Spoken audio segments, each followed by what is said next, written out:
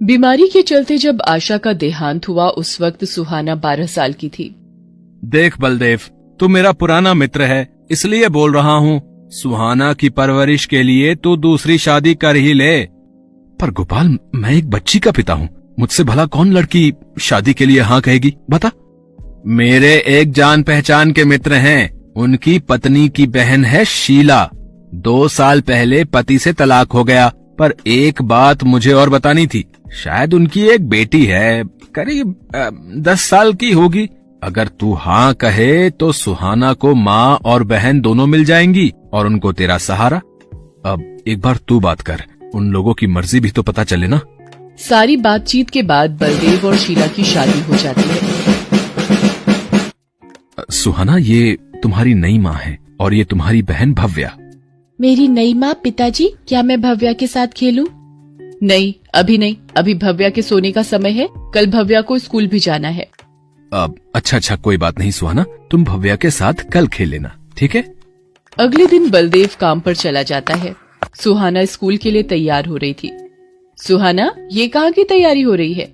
माँ, स्कूल जा रही थी। कोई स्कूल जाने की जरूरत नहीं है, बहुत हो गई पढ़ाई। अगर तू स्कूल चली गई तो घर के काम कौन करेगा? चल उतार बस्ता और लग जा चूल्हा फूंकने। पर माँ, मुझे चूल्हा जलाना नहीं आता, मेरे लिए पिताजी ही खाना बनाते हैं। तो अब तो तेरे पिताजी पूरे घर के काम का बोझ मेरे ऊपर डालकर निकल गए। चल, जैसे मर्जी कर, वो सामने चूल्हा रखा है, उसे जला और मेरे लिए चाय बना कर ला, तब तक मैं नहा कर आ रही हूँ। और खबरदार, जो अपने पिता को भनक भी लगने दी कि तू स्कूल नहीं जाती। बेचारी सुहाना रोती हुई रसोई में चली जाती है। उसे चूल्हा जलाना नहीं आता था, वो ऐसे ही चूल्हे के आगे बैठी रोती रहती है। माँ, अब मुझे छोड़कर क्यों चली गई? ये नई माँ मुझे स्कूल नहीं जाने देती, मुझे ये चूल्हा जलाना नहीं आता माँ।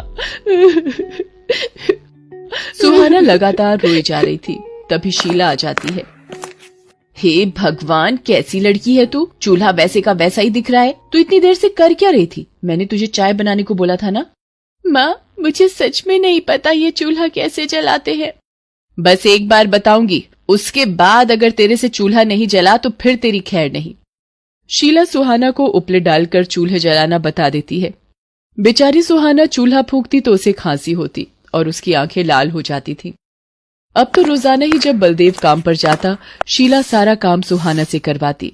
सुहाना अपने पिता से भी कुछ न कह पाती। एक दिन, सुहाना, जल्दी से चूल्हा जलाकर आलू उबाल ले, आज भव्या को गरम गरम आलू के पराठे खिलाऊंगी। माँ, आलू के पराठे तो मुझे बहुत अच्छे लगते हैं। जा सुहाना, गाय को गोबर लीप और उससे उपले छापा। बेचारी सुहाना उपले छापने चली गई। बहुत देर तक वो उपले बनाती रही और अंदर आकर दूसरे कामों में लग गई।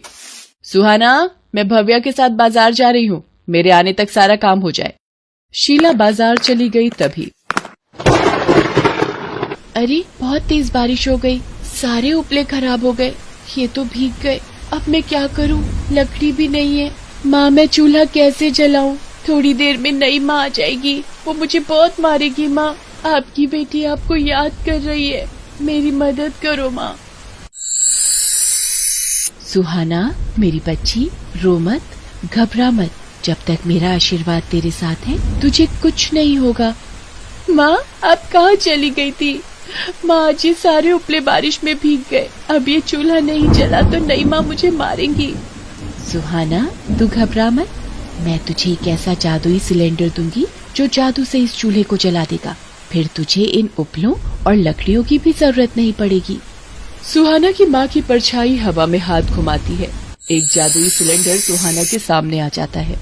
ये लो सुहाना, जादुई सिलेंडर। अब तुम जैसे ही चूल्हे के आगे हाथ जोड़ोगी, ये जादुई सिलेंडर अपना जादू दिखाना शुरू कर देगा। माँ, मैं अभी अपने लिए पूरी पकवान मंगवाऊं तो जादुई सिलेंडर से सब हो जाएगा क्या? हाँ मेरी बच्ची, अब तो कुछ भी खाने का मांग सकती है, पर ये जादुई सिलेंडर की बात किसी को मत बताना। सुहाना जैसे ही चूल्हे के आगे हाथ जोड़ती है, जादुई सिलेंडर के जादू से सब कुछ अपने आप बनने लगता है। सुहाना बहुत खुश होती है। क्या बात है, मेरे पीछे कुछ खाने का बनाया या नहीं? ये लो माँ, मैंने पूरी आलू बनाए हैं। क्या बात है, आज तो घर का भी सारा काम निपटा लिया और पूरी आलू भी बना लिए। उस दिन से माँ की नजरें बचाकर सुहाना जादुई सिलेंडर की मदद से खाना बनाने लगी। एक दिन, ये चक्कर क्या है? उपले और लकड़ी तो यहीं रखे हैं, ये सुहाना चूल्हा किससे जलाती है? कोई तो राज है, मुझे छुपकर देखना होगा। भव्या, मैं कुछ देर के लिए घर की छत पर जा रही हूँ, तू सुहाना पर नजर रखना। शीला भव्या को समझाकर छत पर चली जाती है। अरे सुहाना दीदी, आप ये क्या कर रही हो? किसी को बताना मत, मैं जादुई सिलेंडर को बुला रही हूँ जो मेरी माँ ने मुझे दिया है, बस तुम देखती जाओ। अरे दीदी, ये सिलेंडर तो जल्दी जल्दी खाना बना रहा है। भव्या सारी बात शीला को बता देती है। अच्छा, तो ये बात है, तभी ये महारानी आराम से घूमती है बिना किसी बात की चिंता किए। अब मैं इसकी माँ का दिया जादुई सिलेंडर ही खत्म कर दूंगी, तो ना रहेगा बांस न बजेगी बांसुरी। सुहाना की बच्ची, इधर आ जरा। जी माँ, आपने मुझे बुलाया? बता, ये कौन सा टोना टोटका अपनी माँ से सीख गई है जो तेरे पास जादुई सिलेंडर आया? माँ, वो मेरी माँ ने दिया है। तू ऐसे नहीं मानेगी। भव्या, ला जरा वो रस्सी दे, इसको बांधूंगी तभी इसकी अक्ल ठिकाने आएगी।